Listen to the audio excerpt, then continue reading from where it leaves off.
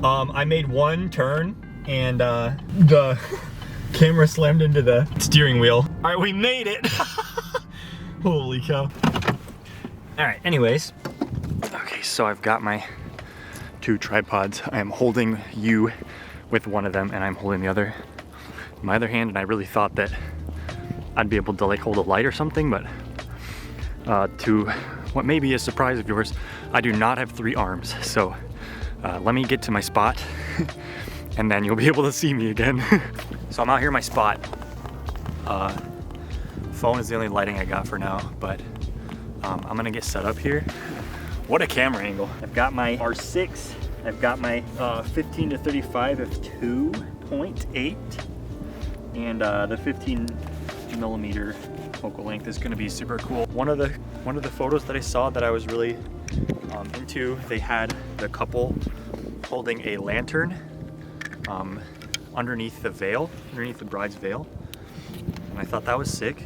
But I want to just kind of practice like the gist of lighting a subject properly, subject being me, and also getting a good shot of the sky. Another option I'm gonna go for is like a composite. So I would get a proper shot of the sky and then a proper shot of myself, combine the two in Photoshop. And I'm thinking that that is gonna be the best looking result.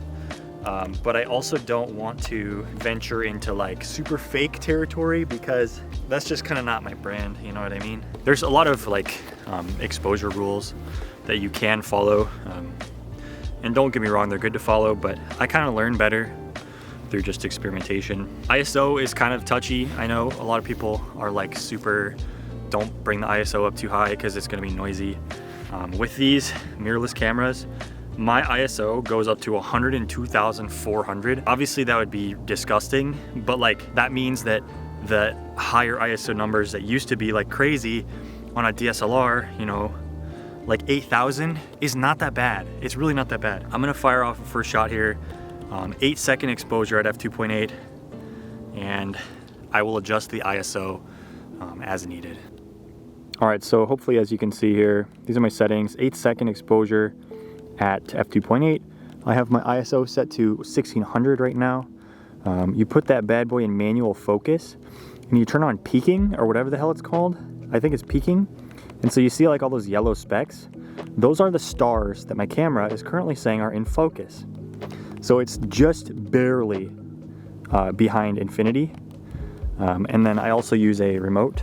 Here's my remote, ta-da. I use my remote to fire because you want to avoid absolutely all camera shake. So I'm going to turn the light off and fire off a shot here. All right, so this is my first shot. It's pretty nice. There is a lot of glow from, what do you call it? I'm like not that far from civilization. So that's fine though. I don't mind that look. But now I'm going to put myself in the frame and see how we do. Okay, so yeah, as I sort of expected, I am bright as fuck, okay? So the light, that's because the light is on me constantly for 8 seconds and that's just not necessary. I think next I'm just gonna try this without any lighting on me because I think the light around this area is gonna be enough to expose me fairly well. So let's give that a shot. Okay, so this shot I'm actually exposed really well.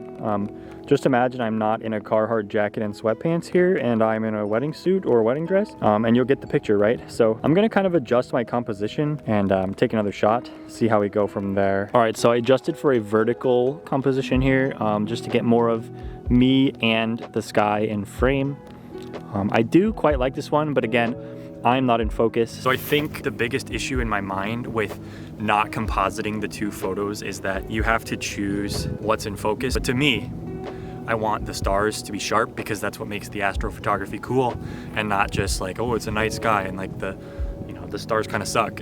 So you'd have to choose them over the subject because you're focusing so damn far away that the camera can't get both. Through compositing, you can get the stars in focus and the subject as well. So next I'm gonna adjust my composition on this photo, see how it looks, and then I'm going to get a sharp image of myself in the same position and maybe composite the two. So I'm gonna do that. Okay, so I just took this shot. I had my iPhone flashlight on for like 1 second and then I turned it off. I'm probably getting back of the camera diffed here, but like the stars look in focus too. I'm gonna try a couple more of these and we'll see how they look.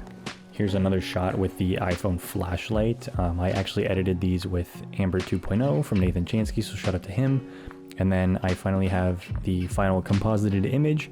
I'm really pleased with all of the outcomes from all these photos. I kind of want to continue to do more like vloggy behind the scenes stuff like this. I want to do some of this stuff like at weddings as well, so you can see how we would operate on a wedding day. And again, just get more of an insight on this dude that you're gonna hire for your wedding. So yeah, stick along, I guess. See how things go.